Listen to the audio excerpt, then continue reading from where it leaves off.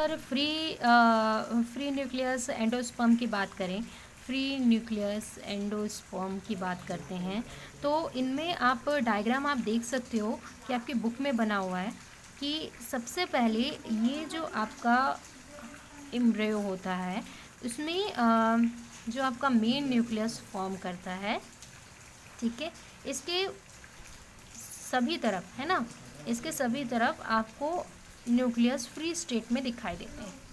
ये free state में nucleus उसमें दिखाई देते हैं।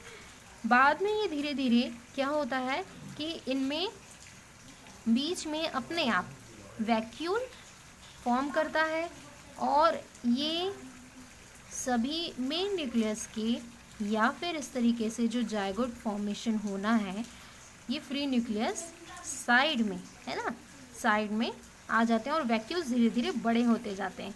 तो जनरली ये आप अपने बुक में देखेंगे तो ऐसा होता है फ्री न्यूक्लियस। इसमें क्या होता है, न्यूक्लियस कंटिन्यू डिवीज़न कर रहे हैं। ये जो होता है डिवीज़न, ये ट्रांसपोर्ट डिवीज़न होता है।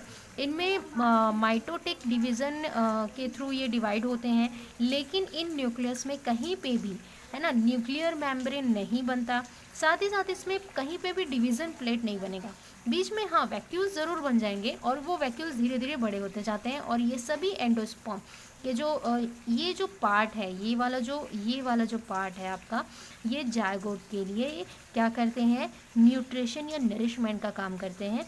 तो ये सारे पार्ट जो हैं इधर के किनारे के पूरा, ये होते हैं एंडोस्पर्म। क्लियर हो रहा है? तो फ्री न्यूक्लियस एंडोस्पर्म इस तरीके से। अगर अब देखते हैं सेकंड की बात करूं तो सेकंड आपका आता है सेल्यूलर।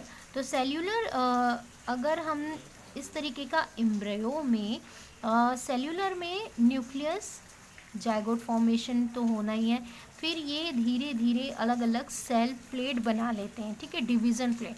और इनमें क्या होता है कि अलग अलग इनमें डिवाइड होता जाता है, ठीक है। तो न्यूक्लियस प्रॉपर डिवीज़न कर रहे हैं, लेकिन ये डिवीज़न माइटोटिक नहीं है, मियोसिस डिवीज़न होता है।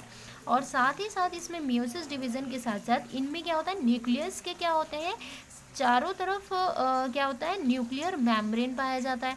और न्यूक्लियर मेम्ब्रेन के साथ साथ इनमें डिवीज़न प्लेट भी, है ना, शो करता है, देखने को मिलता है। तो यहाँ पे क्लियर हो रहा है ये चीज़ आपको कॉर्न में मिल जाएगा, है ना, साथ ही साथ इनमें व्हीट में दिखाई देगा इस तरीके के, ठीक है।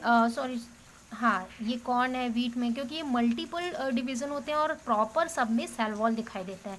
तो आपने देखा होगा कॉर्न में कंटिन्यू अलग अलग इसमें एंडोस्पर्म के एक एक आपको दाने दिखाई देंगे, है ना, और उसमें एक कवर भी रहता है। तो ये आपको उसमें एग्जाम्पल मिल जाएगा। साथ ही साथ ये धतूरा में भी देखने को मिलता है। और कॉर्न जो रहता है ये सेल्यूलर भी फॉर्म करते हैं, कई बार ये फ्री न्यूक्लियस में भी डिवाइजन करते हैं, ठीक है। तो इसमें कंफ्यूज नहीं होना, कई बार एग्जाम्पल में ये दोनों में आ जाता है, कॉर्न इसमें भी आएगा और आपका फ्री न्यूक्लियस में भी आएगा। थर्ड टाइप अगर हम देखें तो हेलोबियल होता है। तो हेलोबियल मतलब कि combined form of the free state and the cellular state. तो आपका क्या होता है कि हेलोबियल में जनरली आपका जो एम्ब्रियो होता है वो डिवाइड होता है टू पार्ट में, टू चैम्बर में। तो यहाँ पे टू चैम्बर में ये डिवाइड हो जाता है। एक जो चैम्बर होता है वो छोटे साइज का होता है, एक बड़े साइज का होता है। देन जो ऊपर के चैम्बर होते हैं उसको हम लोग, वो होता है माइक्रोफिल चैम्बर, और जो नीचे का चैम्बर होता है, ठीक है, और नीचे वाला चलाजा चैम्बर होता है, ठीक है।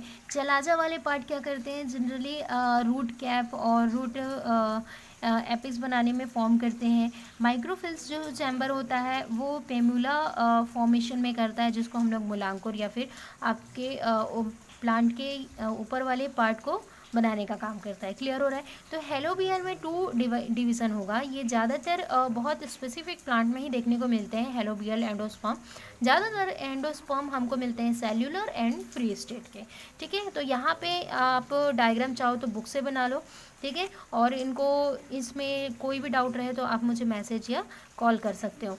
अब जानते हैं कि आपका एम्ब्रियो डेवलपमेंट किस फॉर्म में होता है। एम्ब्रियो डेवलपमेंट से रिलेटेड बहुत क्वेश्चन आते हैं।